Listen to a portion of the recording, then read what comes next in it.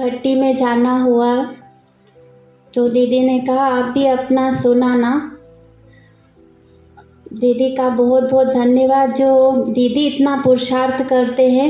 तो दीदी अपनी बहनों को और सभी को भी पुरुषार्थ के लिए बहुत बहुत आगे बढ़ाते रहते हैं, इसलिए दीदी का बहुत तहे दिल से धन्यवाद। और हमें जो भट्टी में, हर एक भट्टी में रियलाइजेशन कोर्स कराया गया है, हर एक भट्टी में। और वो रियलाइजेशन की जो कुछ पॉइंट है वो मैं आपके साथ, जिस पे हम भी पुरुषार्थ करें और हर एक के लिए भी वही पुरुषार्थ है, तो उस पॉइंट को आप नोट भी कर सकते हैं, क्योंकि वो एक दिन के लिए बात नहीं है या सुनने की बात नहीं, लेकिन उन पॉइंटों पर हमें रोज़ दिन चिंतन करके उसके ऊपर पुरुषार्थ करना है। तो उनमें से कुछ क्वेश्चंस दिए थे और कुछ महसूस करने के लिए कुछ पॉइंट्स दिए थे। तो उसमें पहला है कि मैंपन और मेरेपन को कहाँ तक विदाई दी है, कितने % हमने मैंपन को और मेरेपन जो हमारे अंदर है उसको हमने कितने %, ये खुद से सोचना है और फिर खुद से उसका आंसर निकालना है। ब्राह्मणों का जो मैंपन और मेरापन है वो अलग किस्म का है। ब्राह्मणों को ये वाला मैंपन मेरापन है कि मेरा धन प्रॉपर्टी या कुछ और, लेकिन ब्राह्मणों का जो मैंपन मेरापन है वो मेरी धारणाएं हैं या मेरी ड्यूटी है या मेरी सेवा है या मेरी कुछ विशेषता है या मेरा जो गुण है, इनका मैंपन है या इनका अभिमान है। तो ये कितने % में हमने विदाई दी है और कितने % रही हुई है जिसको पुरुषार्थ करके हमको ख़त्म करना है। फिर दूसरा प्रश्न ये है कि ये जो व्यर्थ संकल्पों की समाप्ति कितनी की है, व्यर्थ संकल्पों को हमने कितना % समाप्त कर दिया और कितना % बाकी है। और व्यर्थ संकल्प भी 2 रूप में आते हैं, या तो अभिमान के रूप में आते हैं या तो अपमान के रूप में आते हैं।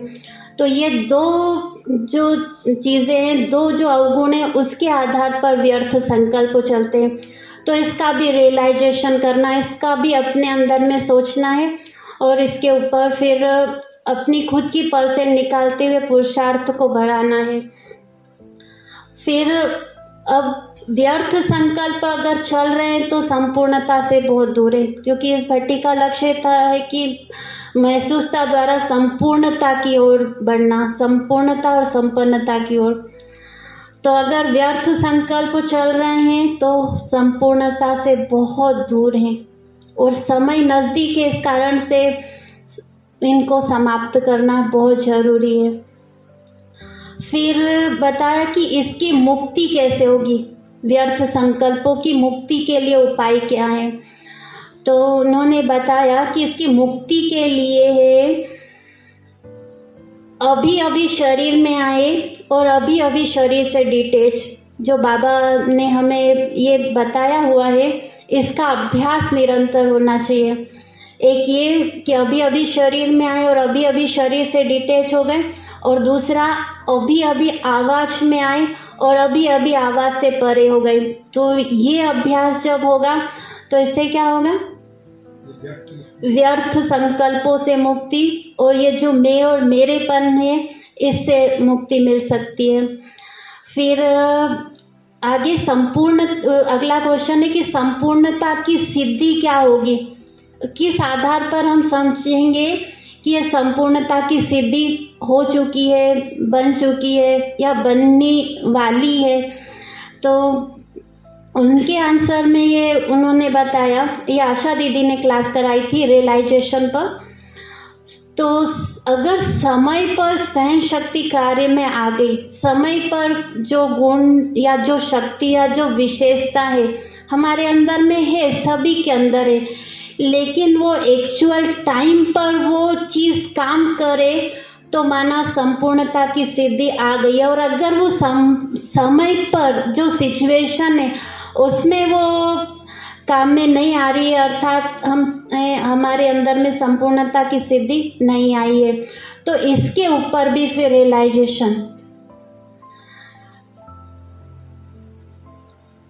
फिर हम जब अपनी चेकिंग करते हैं तो सभी ये पाते हैं कि मेरी दृष्टि बहुत अच्छी है, मेरी वृत्ति अच्छी है, मेरी भावनाएं सबके लिए अच्छी है, मेरी सेवा अच्छी है।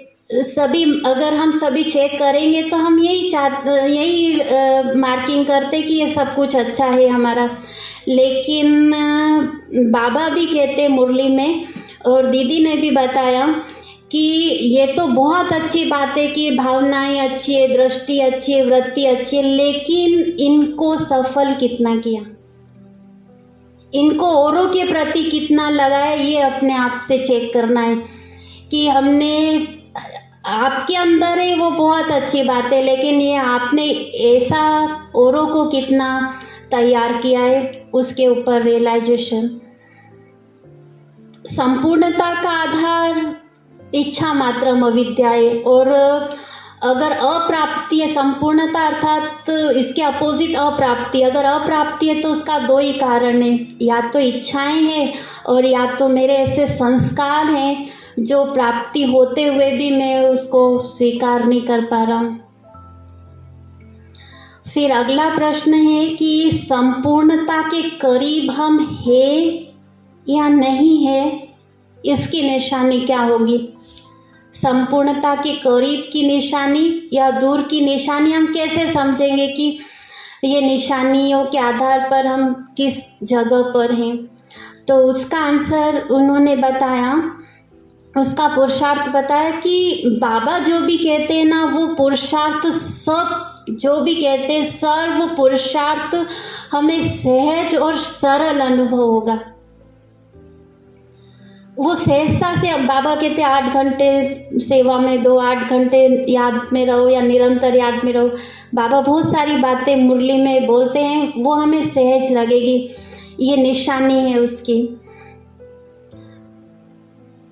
याद और सेवा का उनका बैलेंस होगा, उस निशानी के आधार पर हम ये समझ सकते हैं कि संपूर्णता के नज़दीक है या दूर है। फिर एक रस स्थिति भी हमारी होनी चाहिए, और एक रस स्थिति की निशानी है कि वह औरों के संकल्पों को रीड कर सकेंगे और उन्हें वो दे भी सकेंगे। जो भी जिस आत्मा जिस प्राप्ति को करना आई है प्राप्त करने, उनको प्राप्त कर सकेंगे। जब हमारी स्थिति एक रस होगी तो हम औरों के संकल्पों को रीड करके उन्हें वो चीज़ दे सकते हैं। मतलब उसकी स्थिति जो होगी ट्रांसपेरेंट होगी, आर पार होगी, अंदर और बाहर एक जैसी होगी। फिर परख कैसे करें, जजमेंट कैसे करें कि संपूर्णता और संपन्नता हमारे अंदर में कितनी आई है, उसकी जजमेंट, उसको परख कैसे करें? तो उसका आंसर उन्होंने बताया, दीदी ने, कि कभी योग लगता है और कभी योग नहीं लगता है। कभी स्थिति बहुत अच्छी है और कभी स्थिति डावाडोल है, तो इससे पता लगता है कि हम नज़दीक हैं या दूर हैं। हमेशा लग रहा है तो फिर कहेंगे कि नज़दीक है, और कभी लग रहा है कभी नहीं लग रहा है, वो हमारी कंडीशन के आधार पर दूर या पास कह सकते हैं। और उसमें भावना और ज्ञान का भी बैलेंस होना चाहिए। और दूसरा जजमेंट ऐसे कर सकते हैं, दूसरा उपाय, कि हमारे जो संकल्प हैं और कर्म है, अगर इन दोनों में समानता है, जो हम सोच रहे हैं वो ही कर्म में है, अगर इन दोनों में समानता है तो फिर हम जज कर सकते हैं कि हम संपन्नता या संपूर्णता के कितने नज़दीक हैं। फिर अगला है कि संपूर्णता के लिए क्या करें। वो संपूर्ण स्थिति हम सभी को पानी है, सभी का लक्ष्य है। अब इसके लिए फिर हम क्या करें? तो आंसर बताया, बाबा की मुरलियों के ही आंसर है सभी, इसी में जो भी पॉइंट्स है सारे दीदी ने अव्यक्त मुरलियों के ही आंसर निकाल कर हमें क्वेश्चन दिए थे रियलाइजेशन के लिए, और उनके आंसर भी उन्होंने अव्यक्त मुरली के ही बताया, जो भी बाबा की मुरली चलती है। तो संपूर्णता के लिए क्या करें? ब्रह्मा बाप के कदम पर कदम रखकर चलना। ब्रह्मा बाप ने जो भी जैसे भी कर्म किए हैं, अगर बस उनको फॉलो करेंगे तो संपूर्णता के नज़दीक है। और दूसरा ऑप्शन हमारी जो दीदियाँ हैं, दादियाँ हैं, हम इनको भी आगे रख के, सामने रख के जज कर सकते हैं कि इन्हों का जो त्याग है, इन्हों की जो तपस्या है, इन्हों के जो कर्म है, वो हमने कितने फॉलो किए हैं। फिर अगला है ये जो संपूर्णता से दूर करने के लिए ब्रह्मा बाप को ना देखकर या दादियों को ना देखकर हम ये भाई ऐसा, ये बहन ऐसी, ये ऐसा, वो ऐसा, ये जब करते, पर चिंतन करते, वायुमंडल बनाते, पर दर्शन करते, ये सब साइट सीन है। जब साइट सीन की ओर इंगेज होते हैं तो फिर जो मंजिल पर पहुंचना है वो दूर हो जाते हैं। संतोष दीदी ने जानकी दादी से पूछा था कि दादी जी मैं क्या पुरुषार्थ करूं जो मैं बहुत आगे जाना चाहती हूं, लेकिन मैं क्या पुरुषार्थ ऐसा करूं जो, और वो सरल सहज हो, मुझे बताइए।